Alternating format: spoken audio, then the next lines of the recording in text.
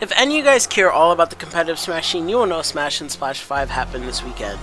If you haven't heard about Smash and Splash 5, you probably live under a rock and live next to SpongeBob. Without further ado, let's get into the best moments of Smash and Splash 5. Right now, we're going to start off with Ultimate Singles. We cannot go without talking about Smash and Splash 5, about how a player named Lucky busted out the Piranha Plant for his Blank in Division 2 pools. The dude definitely knows how to play Piranha Plant. Unfortunately, he did fall to Blank at the end of 2 games, which is unfortunate because I know everyone would love to see a lot more from the Piranha Plant. Seriously, shout out to the Plant Gang and Lucky for busting it out, dude. I was surprised that even happened. We cannot go without talking about our mid-tier hero, Leon, in this tournament. Leon 3-0'd Cosmos in bracket and 8-stocked him at 1 point with Bowser.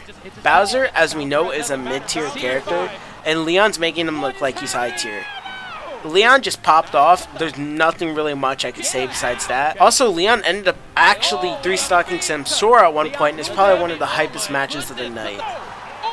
Now, onto the actual upsets of Smash Ultimate Singles. Wizrobe ended up beating Tweak 3-1. Tweak used his Joker, Wario, and Roy throughout the set. Wizrobe just, I don't know, he played a really well neutral against Tweak, and I don't know if Tweak just wasn't in it today or something, but he played the Joker for a bit and ended up switching to Wario. But Wizrobe said, nah, I'm not having it. He ended up just beating him with Wolf. Onto the almost upsets of Smash and Splash 5's Ultimate Singles was actually MKLeo Joker versus Wishes. Wishes kept 2-framing MKLeo, and I don't know how Wishes just kept getting it off, but he did. Unfortunately, MKLeo ended up taking the set over Wishes, but it was probably one of the hypest Pokemon trainer sets we've seen in a while. Mars almost got upset by this Yoshi main named Seth. Seth won 1 game on Mars, but the Yoshi was pretty clean, and after that one Yoshi game, Mars just locked in and just downloaded Seth, which is unfortunate, but it's pretty cool to see someone new in the Smash scene, or on the rise in the Smash scene, doing well. Alright, let's get on with the bracket. So, for top 8, we had some hype matches, like I said. It was pretty easy. MKLeo just stomped the whole tournament, let's just be honest. MKLeo, the most games he got taken off him during top 8 was 1 match. And then for some reason, finals, MKLeo was playing against Samsora. Samsora was like, I don't want to play Peach anymore. So now we are playing Palutena, and it didn't really go well. Sam, I'm sorry, but you should just stick to Peach, unless you learn the Palo matchup, but that's really how it went. Another matchup that was pretty cool to see was actually Sheik versus Peach, and it was Samsora versus Void. Void ended up whipping out his pocket pick, which was Sheik, but unfortunately, Sheik hits how Villager's forward air would look like. But in reality, Sheik's just garbage, so it sucks. Funniest thing about the Dabuz vs. Wizrobe set was that every time Dabuz won, the crowd would just chant 3.1 because of the Olimar nerfs. Dude, Olimar's just fucked. I think Dabuz realizes it, and he's like, dude, bring it on, man. Just bring it on. I'll embrace it. Samsora ended up actually running a whole bracket, or he just had an amazing run all the way up to grand finals. I mean, he 3-0'd everyone besides Nakat, which is pretty surprising. He 3-0'd Void, he 3-0'd Mars. So we had a lot of commentator duos in Smash and Splash, but I guarantee there was at least 3 people in my mind, or 3 duos that stood out to me throughout this whole event, for Smash Ultimate, I mean. First, we have Coney and Korean. I think they just meshed well together. Coney just has those one-liners, and I don't know, he just does really well at giving back content, and also transitioning a sentence into the gameplay that's going on.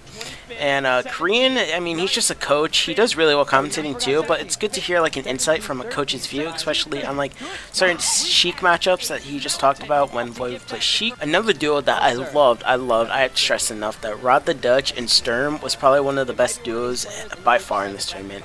I think they had a really good mix of comedic value, and also they had the smarts to tell you what was really going on during the game, and I feel like Sturm and Rod just make a really good duo. There's not really much I could say. They were just funny and enjoyable to watch. Lastly, probably the best duo of grand finals that we've had in a while was HBox Trio commentating with Trihex and Coney.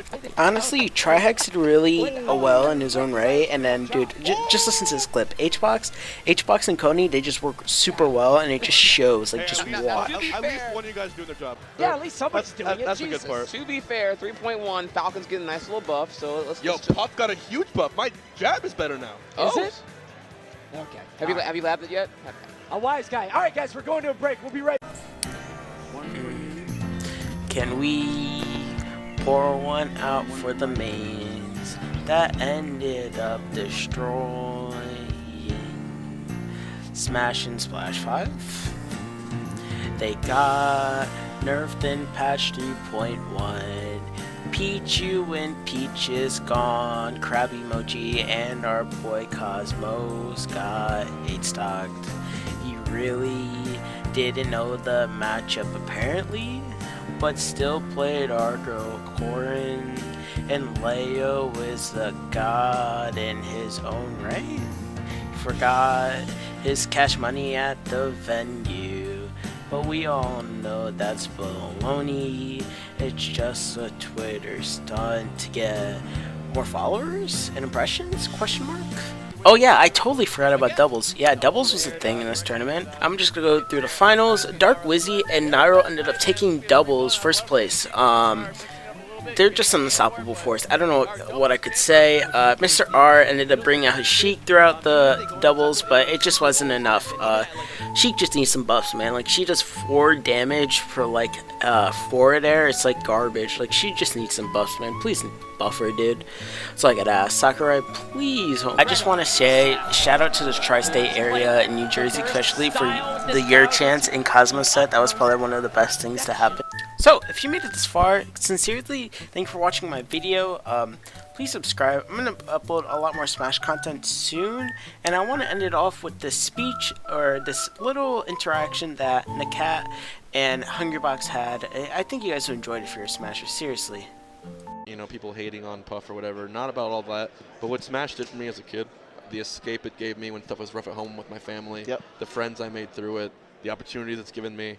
And really, that's the thing about Super Smash Bros. Is that as frustrating as it may seem sometimes and as hopeless as it might be, it's the best instructor in letting you realize your own full potential. Exactly. As dark as it gets, you always somehow shine through and you realize, I just did that. You can look back at it and be like, I really did that? Yep. And the game's right there smiling, being like, you did that. You did that.